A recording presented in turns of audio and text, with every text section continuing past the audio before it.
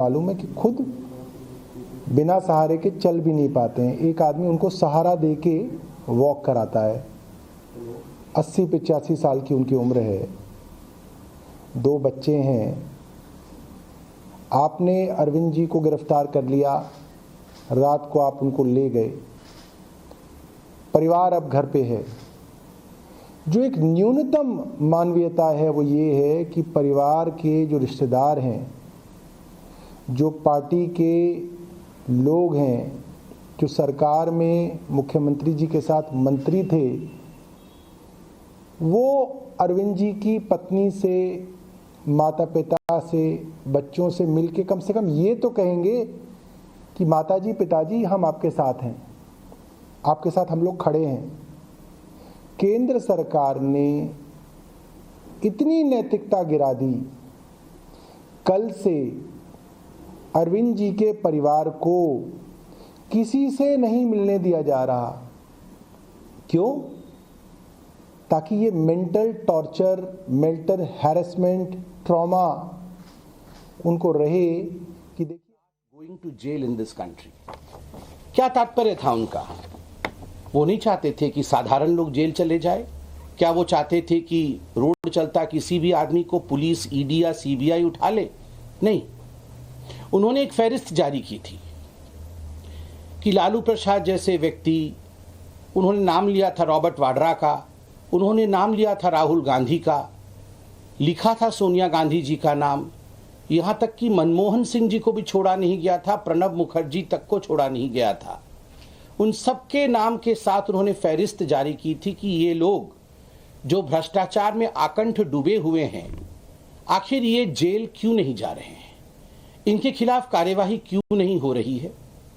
और उसके बाद अरविंद केजरीवाल जी ने कहा, हिंदुस्तान की राजनीति को बदलने के लिए मैं मैदान में उतर रहा हूं। जहां भ्रष्टाचार होगा वहां अरविंद केजरीवाल जिस प्रकार शहंशाह उतरते थे ना रात के अंधेरे में, और कहीं पाप होता था, कहीं भ्रष्टाचार होता था, कहीं गुंडागर्दी होती थी तो शहंशाह उसे समाप्त कर देते थे। वो जो मूवी आई थी, उसी प्रकार अरविंद केजरीवाल कुछ उस किस्म से नीचे उतरे थे कि वो शहंशाह बन के आएंगे और भ्रष्टाचार को समाप्त कर देंगे। अन्ना हजारे जैसे दिग्गजों का भी उनके ऊपर आशीर्वाद था। बाद में अन्ना हजारे जी ने ही अरविंद केजरीवाल के खिलाफ चिट्ठी लिखी। 2013 में जो प्रश्न अरविंद केजरीवाल जी ने पूछा था कि भ्रष्ट लोग जेल कब जाएंगे, आज एक मैं छोटा सा कार्यकर्ता हूं भारतीय जनता पार्टी का, मैं कह सकता हूं कि 10 वर्षों के शासनकाल में इस देश ने एक बहुत बड़ा परिवर्तन देखा। ये जो बड़े बड़े राजनेता सोचते थे कि हम कुछ भी करेंगे, करोड़ों खरबों का घोटाला कर लेंगे और हम एक परिवार की तरह रहेंगे, मैं तुम्हारा पीठ खुजाऊंगा, तुम मेरी पीठ खुजाना, और हम में से कोई जेल नहीं जाएगा, हम सब बच के रहेंगे, ये अब नहीं होने वाला है। Mister Kejriwal, people are going to jail and if you are corrupt, people will continue to go to jail. अगर आप भ्रष्ट हैं तो आप जेल जाएंगे। अब की रीत अलग है, अब की नीत अलग है। आखिरकार अरविंद केजरीवाल जेल क्यों गए, उन्हें गिरफ्तारी उनकी क्यों हुई, क्यों गिरफ्तार करना पड़ा? लिकर स्कैम, शराब घोटाला। ये शराब घोटाला दिल्ली का क्या घोटाला है, कब शुरू होता है, इसकी टाइमलाइन और जिसे हम कहते हैं क्रोनोलॉजी क्या है?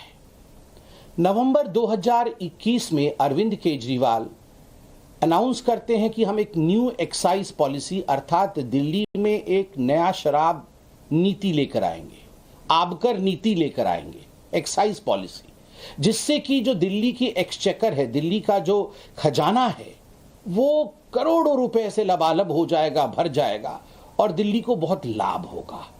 मगर आनन फानन में, बिना कैबिनेट के अप्रूवल के और बिना सरकारी अप्रूवल के, जबकि सरकारी डिपार्टमेंट ने कहा था, एक्सपर्ट्स ने कहा था, ये जो आप एक्साइज पॉलिसी ला रहे हैं, प्राइवेटाइजेशन करने की बात कर रही है, उचित नहीं है, मत करिए, फंसोगे। ये सब कुछ ताक में रख करके फिर भी नवंबर 2021 में नई एक्साइज पॉलिसी आती है। जुलाई 2022 में दिल्ली के जो चीफ सेक्रेटरी थे, उन्होंने बड़े स्पष्ट रूप से कहा कि ये नई आबकार नीति जो आई है, इसमें कहीं ना कहीं गड़बड़ी है, इसकी जांच होनी चाहिए। और जुलाई 2022 में ही जो लेफ्टिनेंट गवर्नर थे उन्होंने सीबीआई की जांच के आदेश दिए।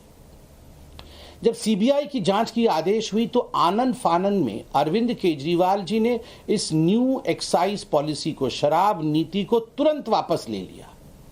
पहला प्रश्न दिल्ली की जनता ने और हम सब ने पूछा कि केजरीवाल जी, जिस एक्साइज पॉलिसी को आप कहते थे कि ये कमाल का एक्साइज पॉलिसी है और इस एक्साइज पॉलिसी से दिल्ली के रेवेन्यू को करोड़ों का फायदा होगा और भारतीय जनता पार्टी इसको लेकर राजनीति कर रही है, क्या कारण हुआ कि जैसे ही ये जांच के दायरे में आता है आप तुरंत उसे वापस ले लेते हैं और कोई कारण भी नहीं बताते हैं?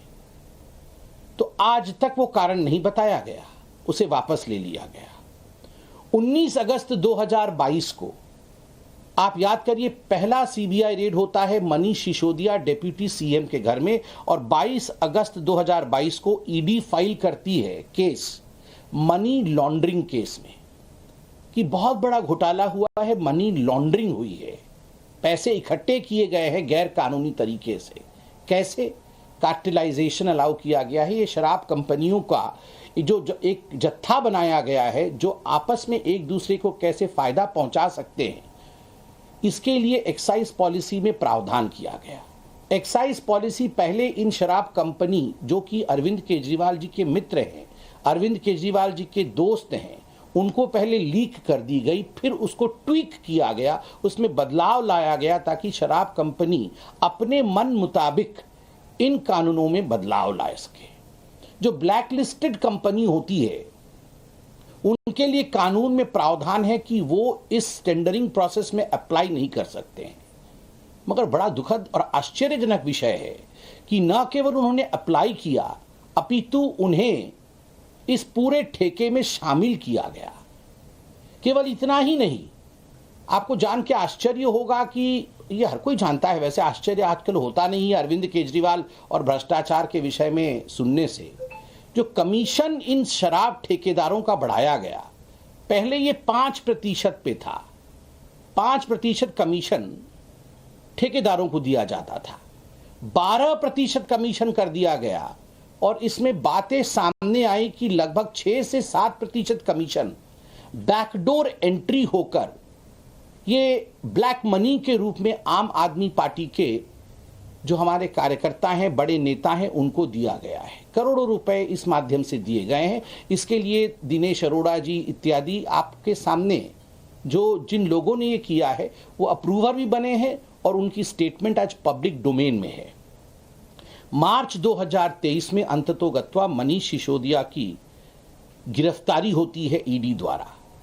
अक्टूबर 2023 में इसी केस में संजय सिंह जी की भी गिरफ्तारी होती है और अक्टूबर 2023 में ही समन भेजा जाता है, पहला समन अरविंद केजरीवाल जी को कि अरविंद केजरीवाल जी, प्रथम दृष्टिया प्राइमा फेसी ये लग रहा है कि मनीष सिसोदिया भी इन्वॉल्व है, संजय सिंह भी इन्वॉल्व है और कहीं ना कहीं जो स्टेटमेंट्स आ रहे हैं, चाहे वो विजय नायर जो कि कम्युनिकेशन हेड हैं आम आदमी पार्टी के, और बाकी जो ठेकेदार जो अप्रूवर बने हैं, उनके स्टेटमेंट से लग रहा है कि आप भी इसमें हिस्सेदार हैं, तो आप आइए और हमारे सामने पेश होइए, आपको ये हम लिबर्टी देते हैं, आप अपने विषय को रखिए।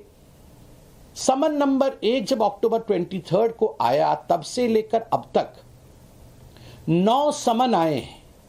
आश्चर्य का विषय है, एक भी समन में अरविंद केजरीवाल नहीं जाते हैं।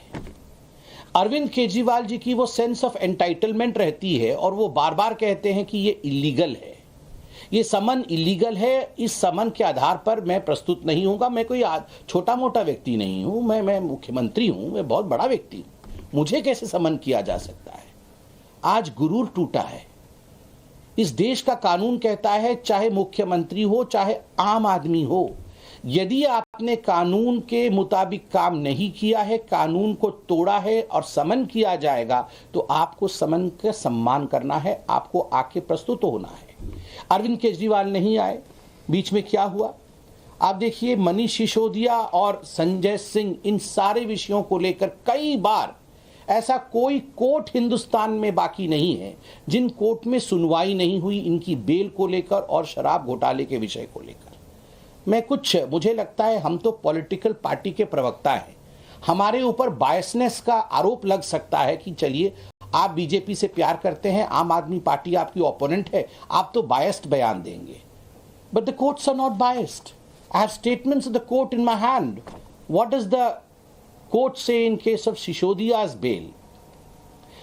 Mr. Sishodia played the most important and vital role in the criminal conspiracy and had been deeply involved in formulation as well as implementation of the said policy to ensure achievement of objectives of the said criminal conspiracy.